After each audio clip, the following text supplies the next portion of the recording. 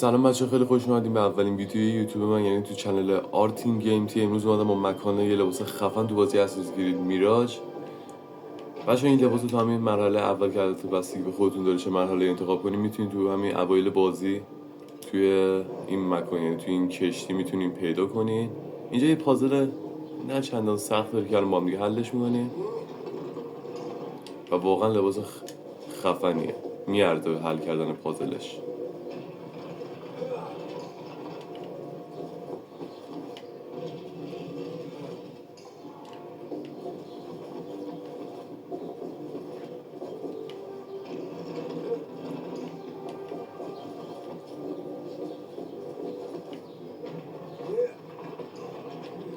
خب بچه ها، اینم از این لباس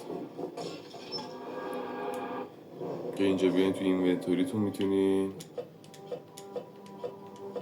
عوض کنید. لباسش خیلی قشنگه. بچه ها ممنون میشم این ویدیو اگه خوشتون اومد لایک کنید و چنلمو سابسکرایب کنید، چون قراره کلی ویدیو از ایسترک ها و سلاح ها و آرمورهای خفن از بازی دیگه یا هر بازی جدیدی که براتون میاد براتون بذارم و ممنون میشم که چنلمو سابسکرایب کنید.